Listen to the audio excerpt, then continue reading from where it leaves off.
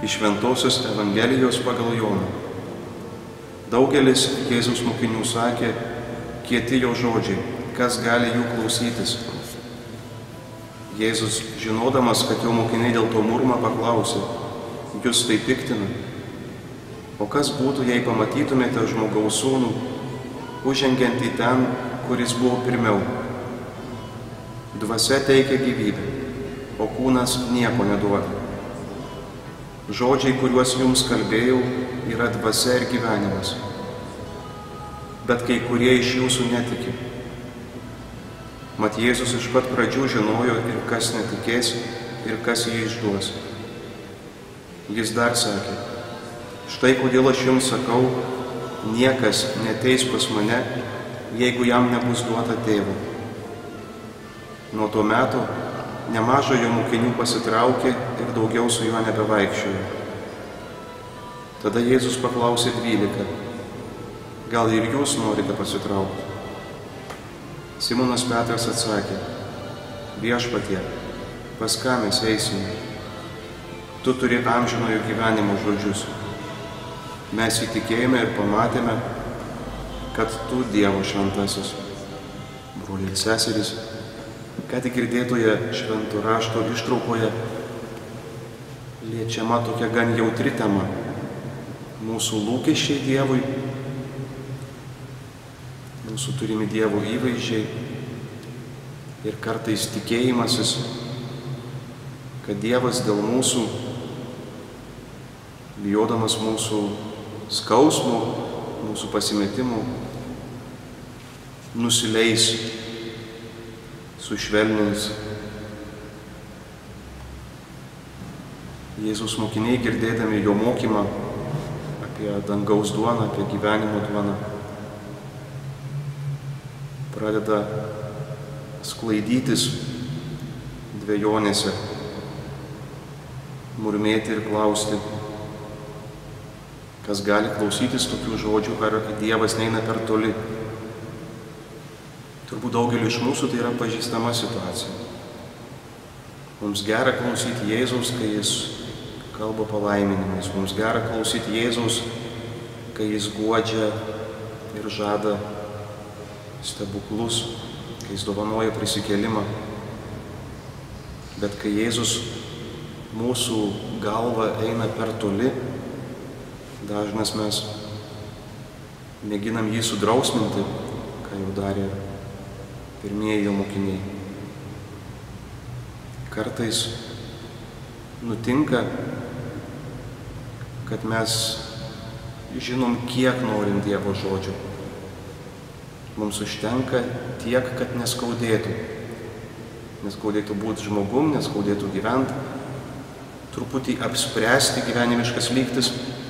O Jėzus tikisi ir nori daugiau iš mūsų, jis veda toliau, jis žvelgia giliau. Ir jis kalba daugiau, negu mes norime arba tikimės. Jis kviečia labiau gyventi, labiau mylėti. Dėl to ir atsiduoda mums kaip maistas, kaip duona, kaip tas, kuris teikia jėgų gyventi taip, kaip jis kviečia. Kad jau nebegyventumėm iš savęs, pasikliaudami vien tuo, ką žinom, kas esam, ką turim, bet kad mūsų jėga būtų vien Dievas. Ir Jėzus nėra reklamos vadybininkas, kuris būtų suinteresuotas bet kokią kainą išsaugoti minią. Taip, aš tikiu, kad Dievui svarbus kiekvienas.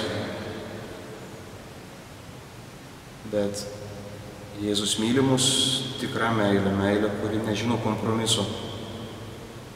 Meilė, kuri sako, geriau lošam dangun, negu sveikam į pragarą.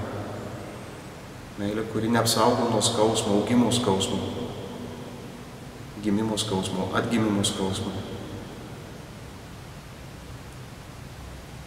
Jėzus klausė ir tų, kurie arčiausiai, gal ir jūs norite pasitraukti. Nes tai yra žmogiškai labai dažnai suprantama ir ta argumentacija mums artima, kodėl žmonės atsitraukia nuo Jėzaus. Bet Petras 12 vardu atsako, kurgi mes eisim?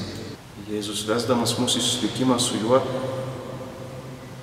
apdovanodamas mūsų savimi, labai aiškiai parodo ir mūsų skurdumą. Yra tik du keliai moko mūsų Evangelijai. Vienas platus, daug jų einančių, kitas siauras, siauri vartai, ankšti vartai, reikalaujantis daugiau pastangų, truputį daugiau vienišumo, nepritapimo prie daugybės. Bet tiems, kurie nori gyventi, ne tik egzistuoti, ne tik vartoti,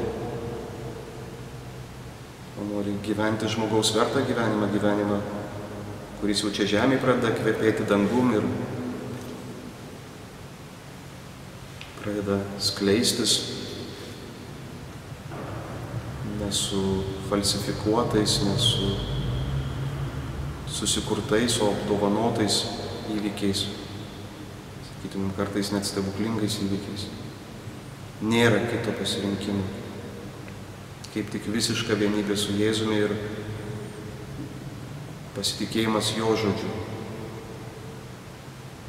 Taip kalba Dievas ir kviečia priimti jo žodį taip, kaip jis iš tikrųjų yra, kaip Dievo žodį, kaip to, kuris myli mus labiau negu mes patys save, kaip to, kuris žino geriau negu mes, kaip to, kuris yra vienintelis mokytojas,